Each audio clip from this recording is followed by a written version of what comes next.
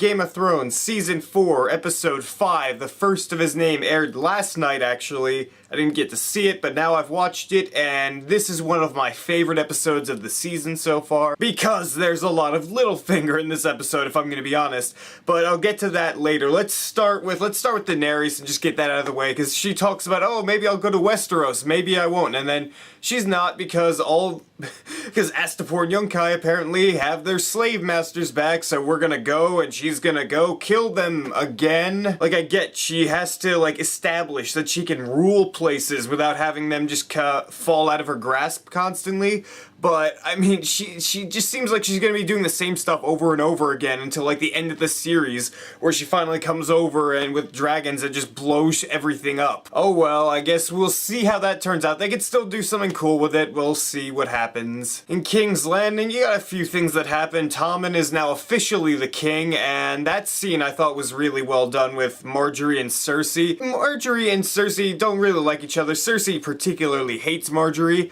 But, like, she has to ask her to marry Tommen because that's what the family needs. They need the Tyrells on their side. So all that scene was great in my opinion. And you can totally tell that Marjorie just has Tommen under her thumb now because of the way they were looking at each other in the first part of that scene. Not too much else happens at King's Landing. You have a scene with Tywin and Cersei, and you have a scene with Oberyn and Cersei. Not too much of note really happens there from what I could tell. Actually, Cersei has a ship made for her daughter Myrcella to give to her because she's at Dorne. So she has Oberyn do that, and I don't even know if Oberyn's gonna do that. He hates them. I doubt we'll ever even see if that happens knowing how this is gonna go, so whatever. Moving on, we have Brienne and Pod, and they're going along. And at first when I was watching this I was like, oh no, is this just gonna be a bunch of bumbling idiot stupid humor where Pod just doesn't know what to do and he's lighting rabbits on fire and oh, he can't ride a horse?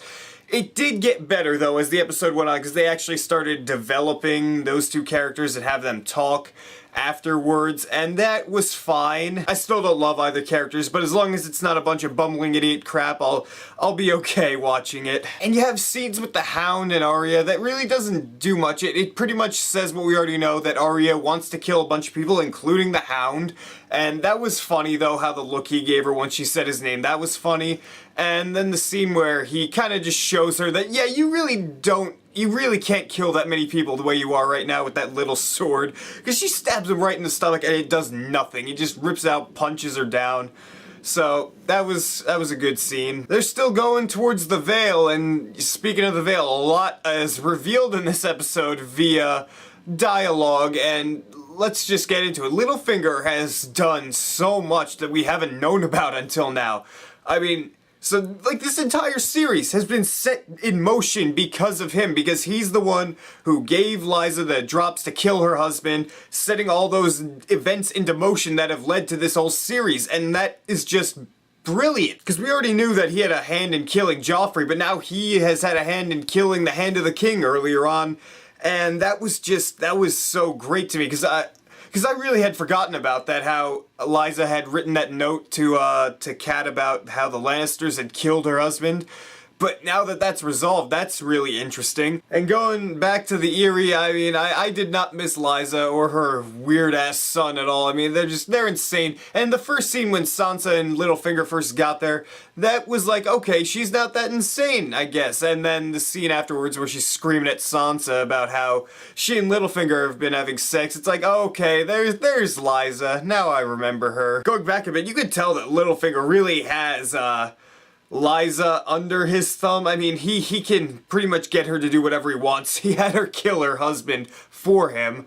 So, yeah. And at the same time, she's insane. So that's going to be an interesting dynamic to watch play out over the next few episodes. Hopefully that Littlefinger has more scenes this season, because I remember, like, in the 5th episode of last season, that was the last time you saw him until this season, so, let's hope we see more of him. And up north of the wall, what happened that I said was gonna happen last week has happened. The White Walkers, no.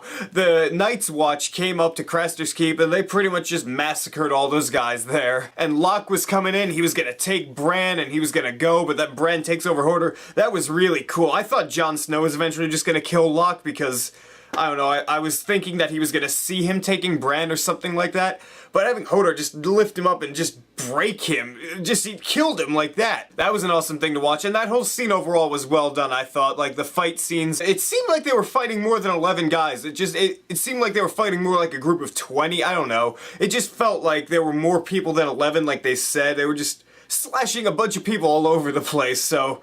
oh well. This episode was fantastic, it was intense, there was a great fight scene at the end, it furthered some plot lines that we hadn't seen in a little while, so that was nice. It's just, this season's moving along really well, and we're already half done with this season. I mean, phew. God. And then we're gonna go back to waiting 40 weeks for more episodes. That's gonna be fun. I'm gonna give this episode an A. If you haven't watched it, I don't know why you're watching this, just watch it. So what did you guys think of this episode of Game of Thrones? Did you enjoy it? Did you not enjoy it? What was your favorite scene of this episode? Write beautiful comments down there and tell me what you think. And if you like this video, hit that subscribe button down there, because if you don't, I'll stab you through the face like Jon did to that one guy at Craster's Keep. That was fucking awesome.